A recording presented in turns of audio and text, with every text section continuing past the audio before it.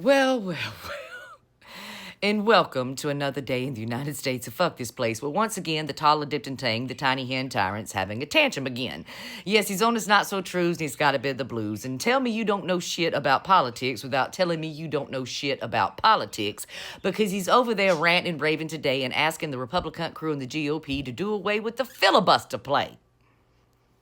Good luck with that, honey. The GOP ain't getting rid of the filibuster, and neither is the Democrat. He's trying to spread fear today that the Democrats are going to do away with the filibuster play.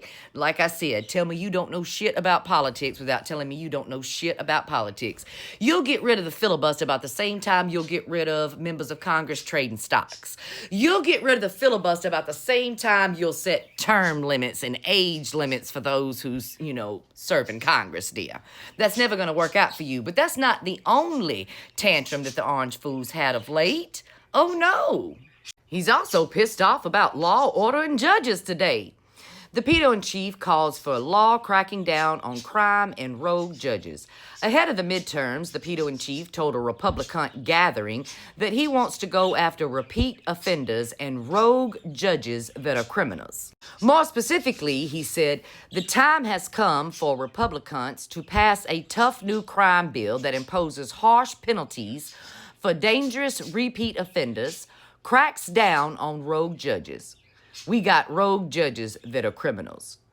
They are criminals. What they do to our country, the decisions that they hand down and hurt our country, the pedo said at a National Republican Congressional Committee event in Washington.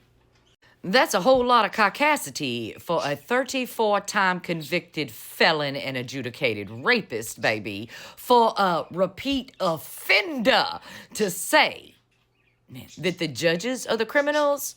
Yeah, we need to get rid of judges that are criminals and presidents, too.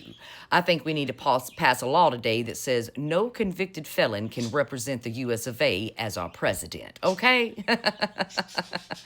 But you might want to run that past Judge Roberts' ass, because he had a few things to say about threats being made to federal judges these days, while simultaneously throwing a little shade at Orange Daddy.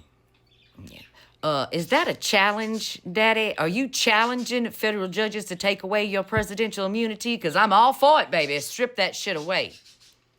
Because when he doesn't get his way, he's going to find a way to take a federal judge out of their seat today. That's what he's hoping for. But let's talk about the repeat offender thing. Yeah. I find that so very strange. Since his first go-round in White House town, that orange clown had that Sharpie around, and he put some pardons down. He pardoned drug traffickers. He pardoned sex traffickers, weapon traffickers, fraudsters, and all sorts of folks. And then they got in trouble again. They committed those crimes once they were pardoned by the Orange Man, got rearrested, charged, and locked up, and he signed another pardon. Yes, he has double pardoned quite a few individuals, dear. So if you want to talk about repeat offenders, it seems he's all for them as long as they can throw some money his way. That pay-to-play pardon thing? Yeah. He's okay with criminals here in the U.S. of A. as long as they can afford to pay some money his way.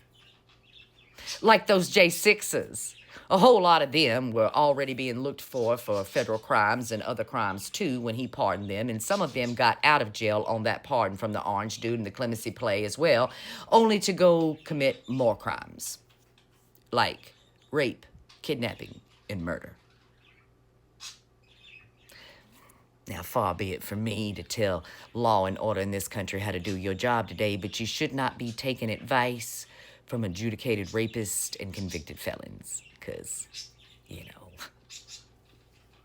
they're criminals. He's a criminal. Most of his friends are, too. He signed a whole lot of pardons for their crimes, boo.